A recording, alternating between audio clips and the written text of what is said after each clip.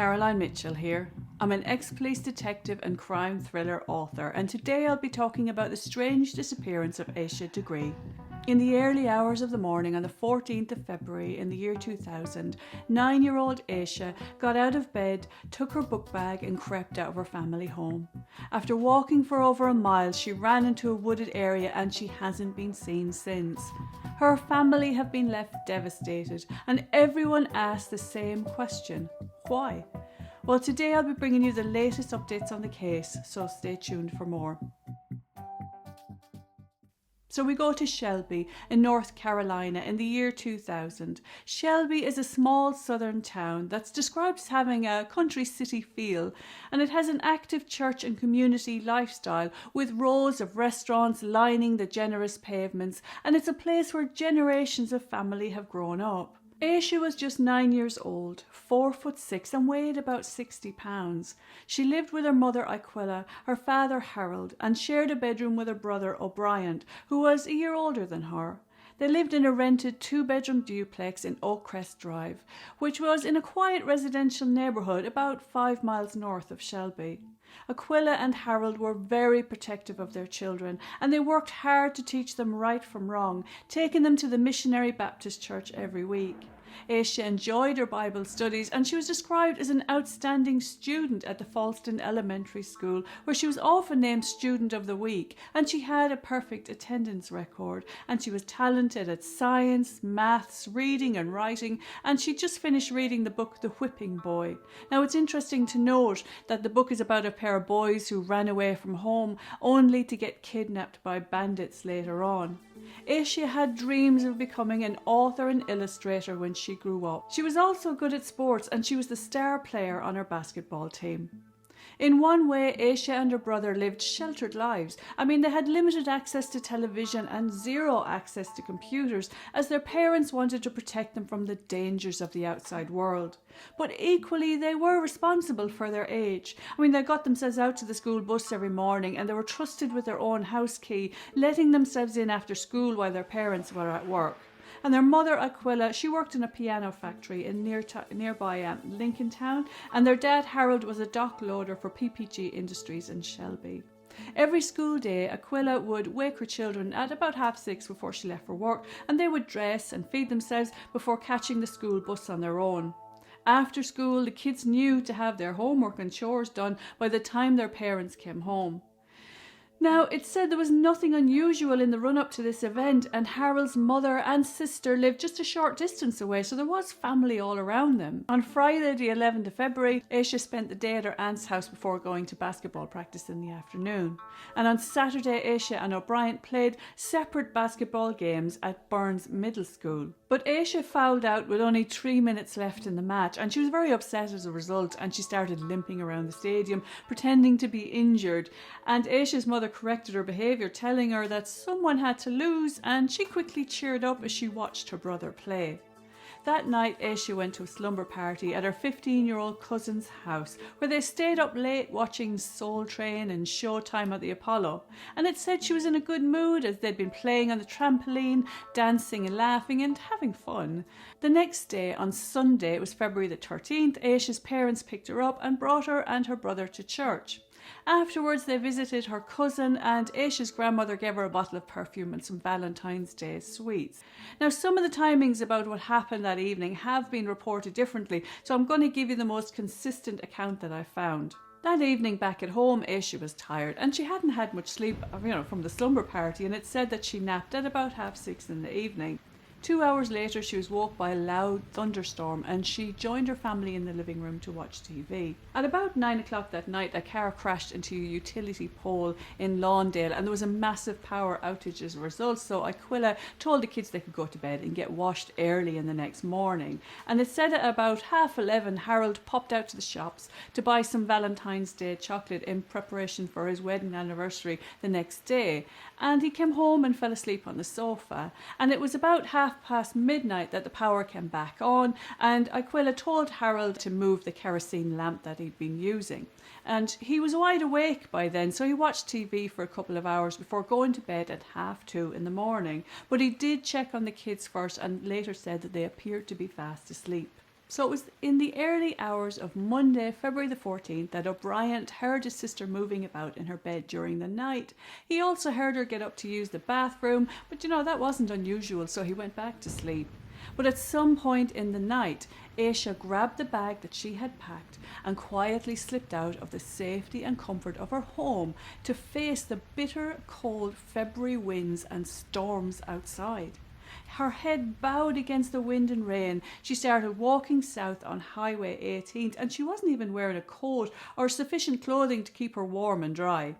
At about 5:45 in the morning of Valentine's Day, Aquila woke up and turned on the shower, and soon after she entered her kids' bedroom to wake them up for school. And O'Brien was fast asleep, but Aisha's bed was empty. Now, thinking nothing of it, she wandered downstairs to the kitchen, expecting to see her daughter sitting there, but the room was empty. So she began to call out her name, searching every room in the house, and there was still no sign. She ran outside, checked around the house and inside the cars, nothing.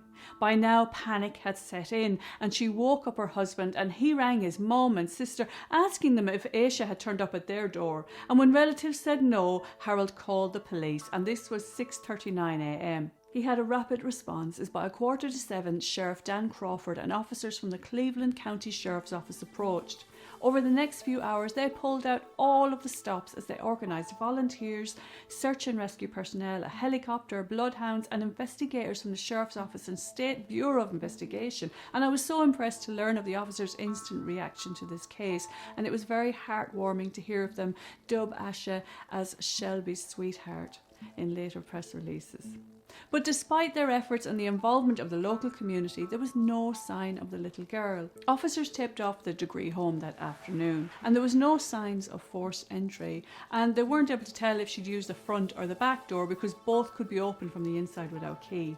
There was no evidence of foul play inside the home, but given her young age, Asha was incredibly vulnerable. She wasn't the type of kid who would run away. All children deserve a priority response, but some are more clued up than others, and I've dealt with persistent runaways in the police, mostly troubled teens for whom life has not done any favours. But Asha had a settled upbringing and good grades. Her parents worked hard to instill good values in their children, so the fact that she chose to leave her family home was a complete mystery to everyone. It's said that Asha was wearing a white shirt, white jeans and white Nike tennis shoes, and she didn't bring a coat or even a hat with her, but an inventory of her belongings found that she had taken a black Tweety Bird notebook, sweets she was given at the basketball game on Saturday night, her house key, and that she had packed some clothes which consisted of a red vest with a black trim, her favourite blue jeans with a red stripe on the side, and a white nylon long-sleeved shirt, a black and white long-sleeved t-shirt and black overalls with Tweety Bird on it. Her mother said that Asha possibly packed a white nightgown that she wore to bed and her basketball uniform. You have to stop and take stock of this because 9 is just so young to be running away from home. In my experience in dealing with runaways and missing children, the vast majority of them are teenagers and, if not at the very least 12 years old. It's believed that Asha planned her departure over several days though, and her brother didn't hear her pack a bag, and the two of them were very close. And if she just got it into her head to run away that night, she could have confided in him. And it's also possible that she could have picked a far better night to leave, and she wasn't even wearing a coat. Had someone planned to pick her up, and maybe the same adult influence who told her to keep it a secret? And did Valentine's Day have any significance? That afternoon, a 25-year-old trucker was having lunch when he recognised Asha's picture on TV as the child he had seen walking in the rain along Highway 18 at 3:30 that morning, about a mile south of Asha's home.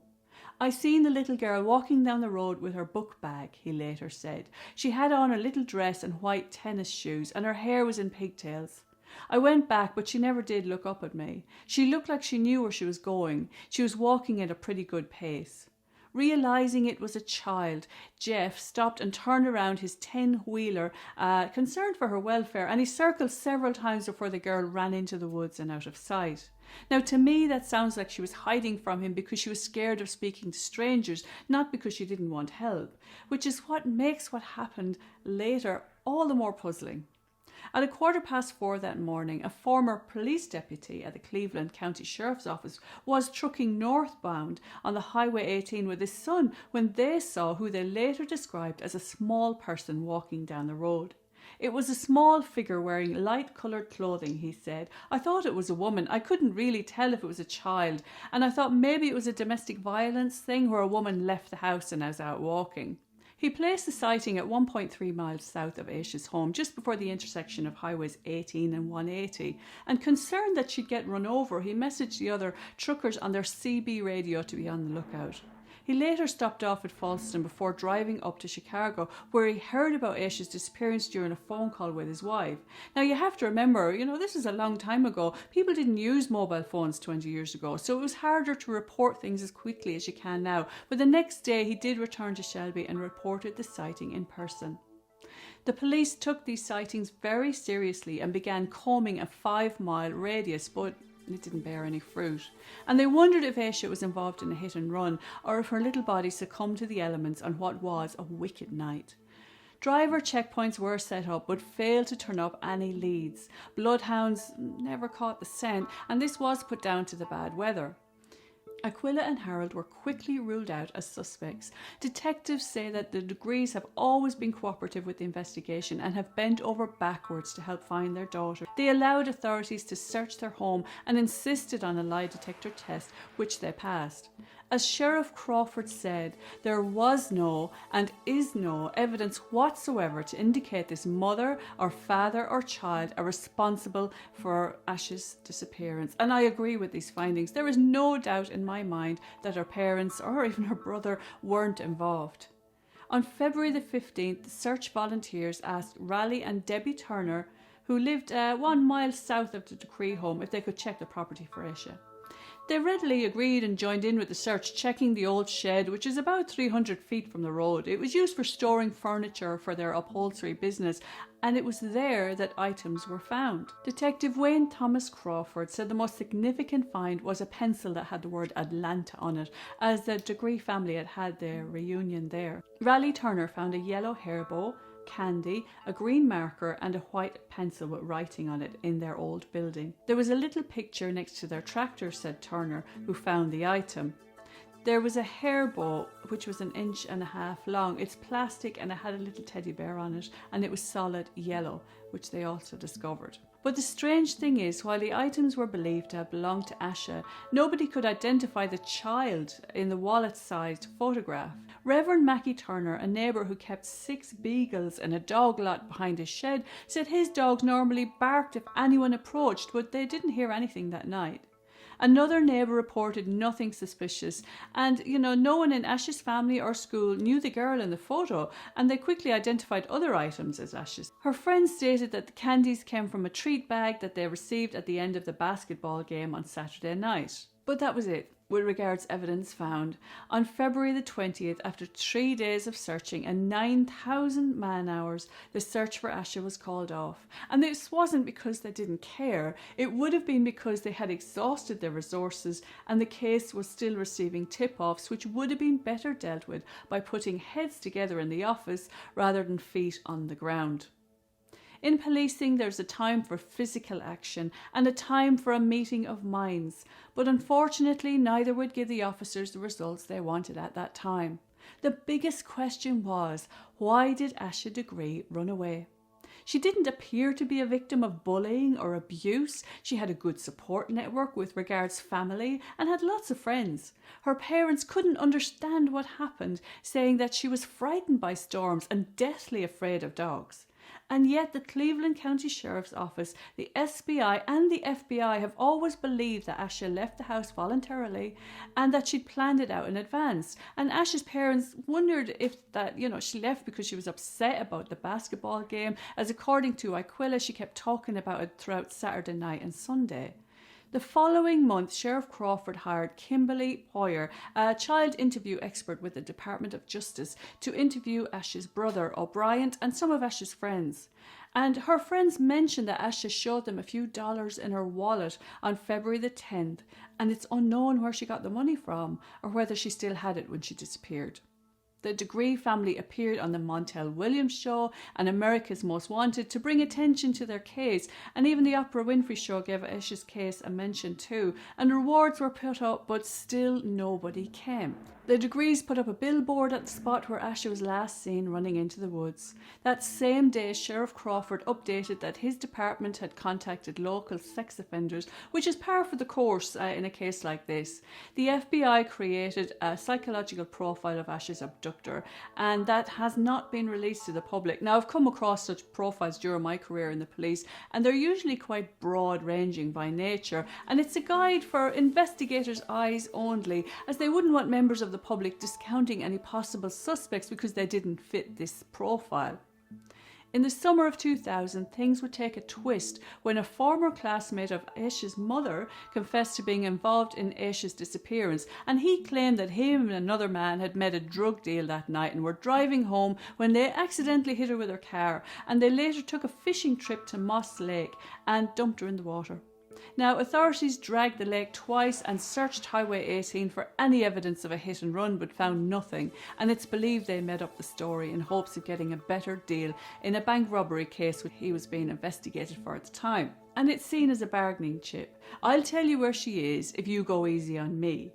And I used to deal with TICs in the police, which stands for taken into consideration. Say you're interviewing a suspect about one crime and then they confess to a whole load of others.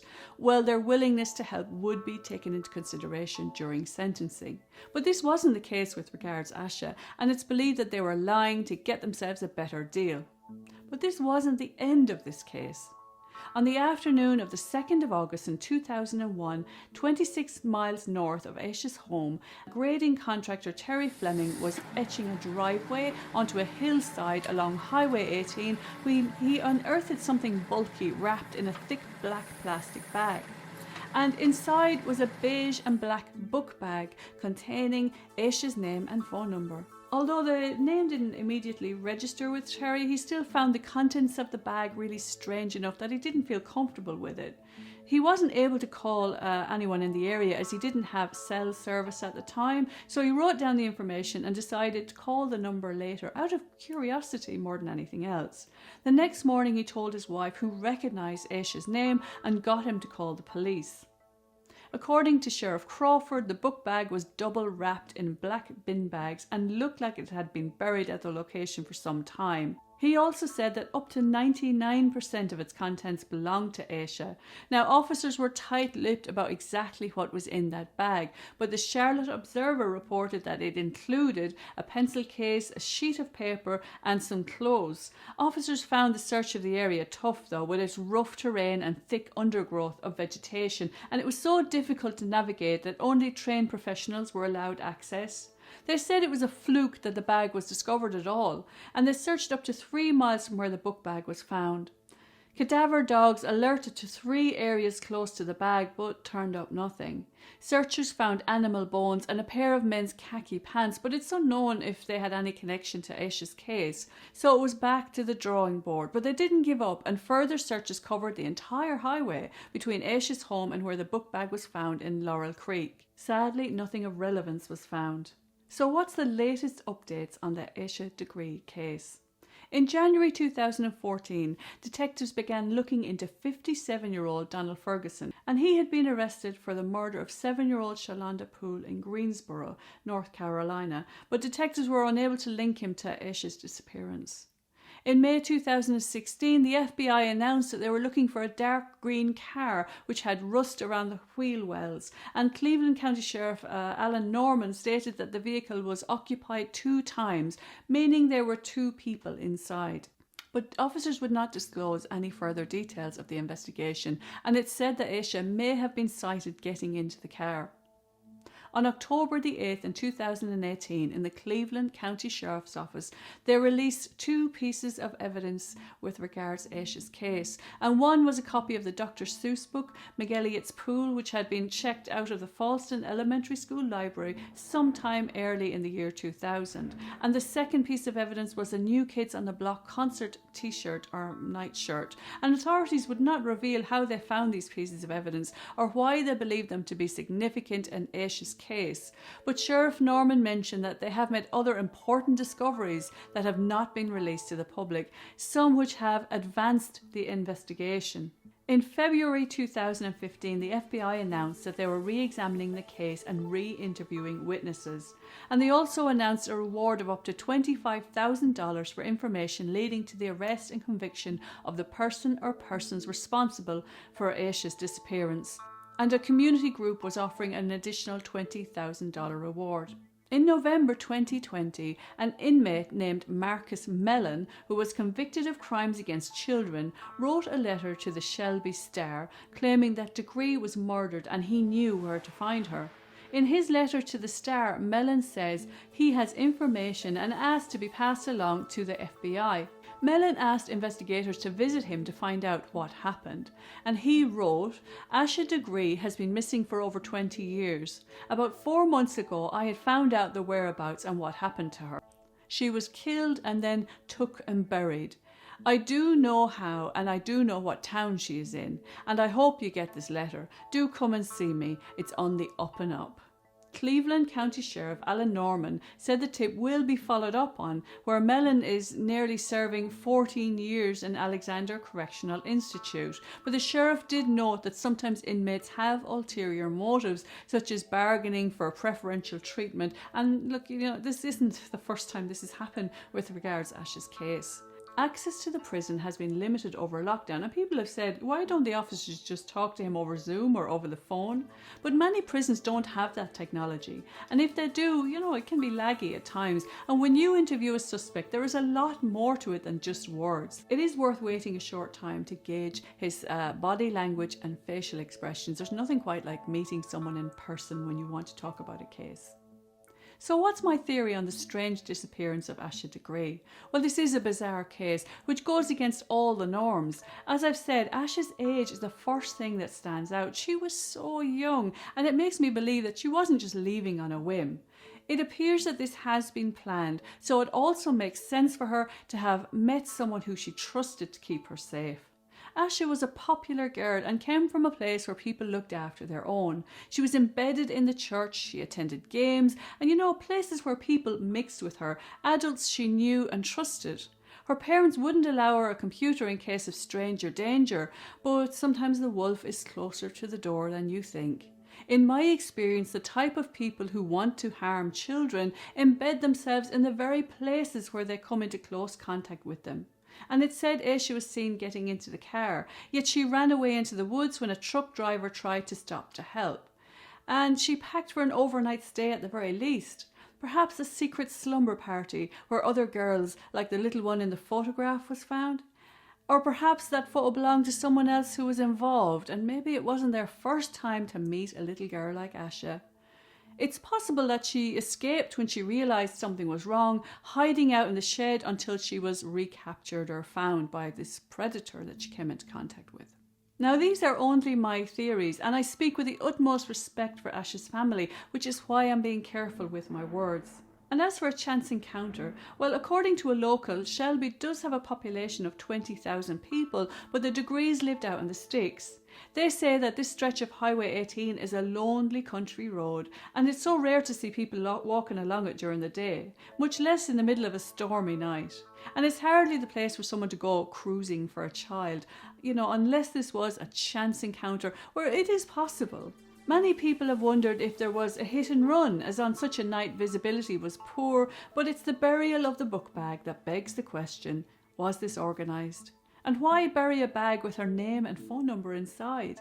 Pictures of Asha, both real and those showing her as she might appear later in life, were created by investigators to help their search, and they still decorate the Degree house. I fully expect her to walk through the door, Aquila says. Every year, Asha's family holds a commemorative 1-mile walk from their home to the billboard on Highway 18. We're not giving up hope until I have a body or they call me to identify the body, says Aquila. I do hope her family find peace, and perhaps it will come in the form of someone breaking their silence after all of these years. Because somebody knows something. I just hope it's enough to bring Shelby's sweetheart home. Thanks a million for tuning in, and thanks to all my new subscribers. It's been amazing this week. I really appreciate your support. And if you like my channel, please don't forget to subscribe, and a little like goes a long way. And remember, these types of crimes are rare, so don't lose sleep over them. Until next time, bye bye.